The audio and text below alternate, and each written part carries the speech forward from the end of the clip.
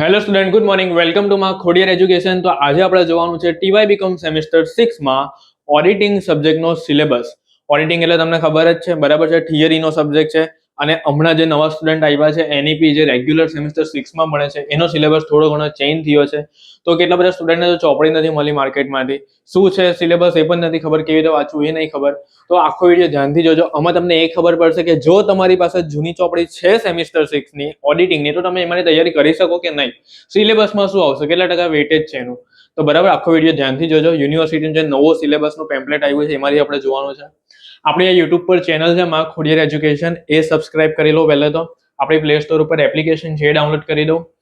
આપણે BCom semester 6 NEP જે હમણાં 2025-26માં જે છે એ લોકો માટેનો વિડીયો છે. તો આપણે જોઈએ હવે ઓડિટિંગ 7 દાખલાવાળો સબ્જેક્ટનો વિડીયો આખો અલગથી બનાવેલો છે, બરાબર છે. મેનેજમેન્ટ એકાઉન્ટનો આ થિયરીનો છે એટલે ધ્યાનથી જોજો. ચાલો તો સ્ટાર્ટ કરીએ આપણે વિડીયો. તો આ રહ્યું તમારું યુનિવર્સિટીનું જે ટેમ્પલેટ જે આવ્યું છે તે. તમારા વિષયનું નામ છે advance accounting and auditing paper. કયું આવશે? 7.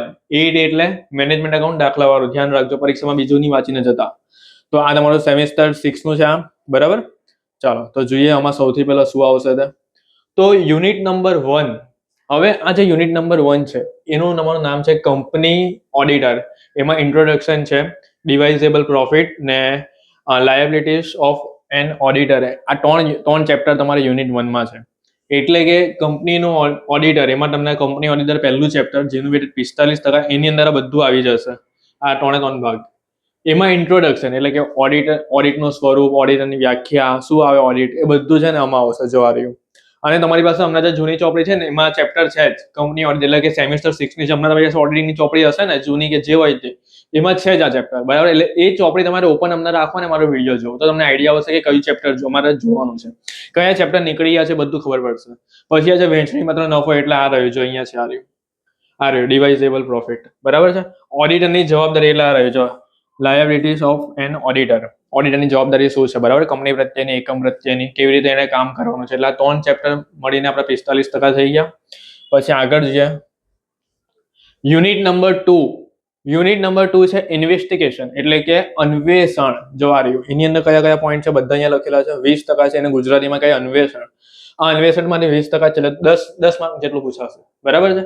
અને આ પણ તમારી જૂની ચોપડીમાં અવેલેબલ છે જ, એટલે નવી ચોપડી તમે એમ નહીં જોતા કે નવી ચોપડી આવશે ત્યારે અમે બુક લેશું ત્યારે વાંચશું. જૂની ચોપડીમાં અન્વેષણ છે જ, એમાંથી ચાલુ કરી નાખો તૈયારી.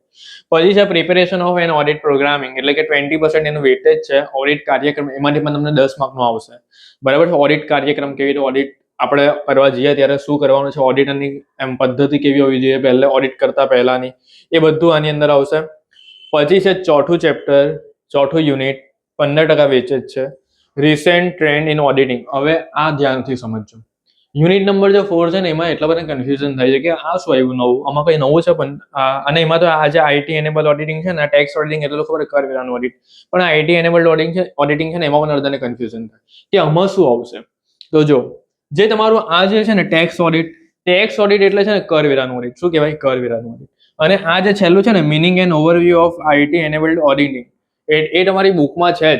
કોમ્પ્યુટર સોફ્ટવેર દ્વારા લખાયેલા હિસાબોનું ઓડિટ, એનો મતલબ એ થાય આઈટી ઓડિટ. એટલે એમાં તમારે એડીપી અંકુશ આવશે, એડીપી નો અર્થ આવશે, બરાબર છે. કોમ્પ્યુટર દ્વારા કેવી રીતે આપણે ઓડિટ લખી શકીએ, તો એ પણ તમારી બુકમાં છે જ. એટલે એવું નહીં માનતા કે એ નવું છે, બધું એ જ છે. ચાલુ કરી દો વાંચવાનું. જો આ કોમ્પ્યુટર દ્વારા લખાયેલા હિસાબોનું ઓડિટ, એનું ફૂલ ફોર્મ છે કોમ્પ્યુટરના સોફ્ટવેર કયા સોફ્ટવેર દ્વારા લખાય એ છે, કોમ્પ્યુટરના સોફ્ટવેર દ્વારા લખાયેલા હિસાબોનું ઓડિટ. આ થઈ ગયું ટેક્સ ઓડિટ એટલે કરવેરાનું ઓડિટ, એ પણ મેં અહીંયા લખેલું છે. આનું વેટેજ છે 15%. આ છે 20% ઓડિટ કાર્યક્રમ. આ છે 20% અન્વેષણ. તો આ તમારું થઈ ગયો સિલેબસ ઓડિટિંગનો, બરાબર છે. હવે આની તૈયારી તમે કેવી રીતે કરશો. અને હવે અડધા સ્ટુડન્ટ છે ને સેમેસ્ટર 5 નું રિઝલ્ટ આવ્યું ને તો બધાની કેટી આવેલી હોય. તો જો આપણે અહીંયા જોઈએ કે જે સ્ટુડન્ટની બીકોમ કે એમકોમમાં કેટી આવેલી હોય ને એ લોકોને આપણે ત્યાં ઓફલાઈન ઓનલાઈન ભણવું હોય આપણી પાસેથી, તો આપણે સુરતમાં ભણાવીએ છીએ. અમારો નંબર છે 7433858780. એવું નહીં કે જે કેટી આવેલી જેને જ મેસેજ કરવાનો છે. જે લોકો સેમિસ્ટર 6માં ભણતા હોય એ પણ આ નંબર પર મેસેજ કરી દેજો, મને લખજો તમારું સેમ, તમારું નેમ, બરાબર છે. તો આપણે શું કરીશું, જે પણ કંઈ મટીરિયલ આપણી પાસે છે આપણે બનાવીએ છીએ, આપણા જે વિડીયો છે બધું તમને આપવામાં આવશે. કેવી રીતે આખું અકાઉન્ટની તૈયારી કરવી, ઇકો, બીએ, એમલો, ઓડિટિંગ, અકાઉન્ટ, સ્ટેટ, આ બધાની તૈયારી તમે કેવી રીતે કરશો મારી પાસે, તો હું એકદમ તમને સારામાં સારી રીતે તૈયારી કરાવવા, બધા કોન્સેપ્ટ તમને ક્લિયર થશે અને આઈએમપી પણ આપણે જે એક્ઝામમાં આવશે. અને જો મેં અહીંયા લખેલું પણ છે કે તમે એટી કેટીમાં સ્ટ્રગલ કરતા હોય ને, અડધાને એટલી બધી કેટી ભેગી થઈ ગઈ હોય ને કે ખબર જ નહીં ભાઈ તૈયારી કેવી રીતે કરવાની. તો જો અહીંયા મેં લખેલું છે, જે લોકોની એટી કેટી આવેલી હોય, બરાબર છે, ને આપણી પાસે ભણવું હોય એને આપણે ગેરંટી રિઝલ્ટ આપીએ છીએ એટી કેટી વાળાને. તમે જોતા હોય ને તો અત્યાર સુધી આપણું જે ખોડિયાર એજ્યુકેશન જે હું ભણાવું છું ને એ ફેમસ થયું હોય ને જે લોકોને એમ ખબર પડી હોય બધા સ્ટુડન્ટોને, ને આટલું અત્યાર સુધી જે આપણે છે ને એ એટી કેટીના સ્ટુડન્ટ પર જ છે એમ સમજી લો. અત્યાર સુધી જે આપણે ભણાવ્યું ને મેક્સિમમ એટી કેટી સ્ટુડન્ટને ઓફલાઈન કોચિંગમાં પણ આપણે ભણાવેલું છે કે જે લોકો ફેલ થયેલા હોય અને એ લોકોને પાસ કરવાના હોય ને એ તો બહુ અઘરું કહેવાય. ખબર છે તમને? પહેલા તો એ લોકોની હિંમત જ તૂટી ગઈ હોય કે ચાલ ભાઈ એટી કેટી આવી ગઈ, હવે ગયું, પતી ગયું બધું.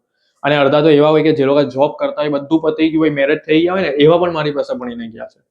તો જે સ્ટુડન્ટની એટી કેટી આવેલી હોય ને એનું ઓનલાઈન કે ઓફલાઈન આવે તો વધારે સારું છે. ઓફલાઈન, કારણ કે જો ઓનલાઈન તમે ભણીને કંટાળી ગયા હશો હમણાં, અત્યાર સુધી ઓનલાઈન જ ભણ્યા હશે ને તો તમારી કેટી આવી, ઓફલાઈન બરાબર ભણ્યા નહીં હોય અને ભણ્યા હોય તો સરખું તમને સમજ નહીં પડી હોય, બરાબર છે. તો ઓફલાઈન કોચિંગમાં તમને એડમિશન લેવું હોય તો આપણે સુરતમાં ચાલે છે, આ નંબર છે, આની પર તમે કોલ કરી શકો છો, ઇન્ફોર્મેશન લઈ શકો છો, બરાબર છે. તો આપણે ઓફલાઈનમાં પણ ભણાવીએ છીએ એટી કેટીને. એટી કેટી વાળા સ્ટુડન્ટને કોઈ ભણાવે નહીં, તમને ખબર હોય તો, બરાબર. બધા રેગ્યુલર વાળાને ભણાવે, પણ આપણે એટી કેટીનું આખું અલગ ચાલે છે. એટલે જે લોકોની એટી કેટી આવી હોય ને અમને સેમ 5માં તો મને કહેજો, બરાબર. નંબર પર તમને ભણાવવા. અને સેમિસ્ટર 6નું કેવી રીતે ભણવાનું એ તમને આઈડિયા છે, બરાબર છે. મને નંબર પર મેસેજ કરી દેજો, તમને બધું કહી દેવા કેવી રીતે ભણવાનું છે. આ બધા તમારા ચેપ્ટર છે જો, બરાબર. અને સેમિસ્ટર 6નો જે આની પહેલાનો જે મેં દાખલાવાળો મૂકેલો છે સિલેબસ આખા વિષયનો, એ પણ તમે ખાસ જોજો. એમાં મેં તમને કીધેલું છે કે રોકડ અંદાજપત્ર, પરિવર્તનશીલ અંદાજપત્ર, નિર્ણય ઘડતર, એમાં શું આવે, કયું ચેપ્ટર 2 નવા એડ થયા છે, દેશી નામા વાળું, બરાબર. અને એની તૈયારી તમે કેવી રીતે કરશો તો એ બધું તમને કહેવા, બરાબર છે. ખાલી રાહ જુઓ, મારો નંબર છે એ ખાલી એડ કરી દો, મને વોટ્સએપ પર મેસેજ કરી દો એટલે તમને મારા ગ્રુપમાં એડ કરી દો, બરાબર છે. તો આપણે મળશું બીજા નેક્સ્ટ લેક્ચરમાં. ઇકો, બીએ, એમલો એ બધાના પણ હવે આપવાના છે, બરાબર. તો થેન્ક યુ ફ્રેન્ડ્સ, હવે આપણે મળશું બીજા નેક્સ્ટ લેક્ચરમાં.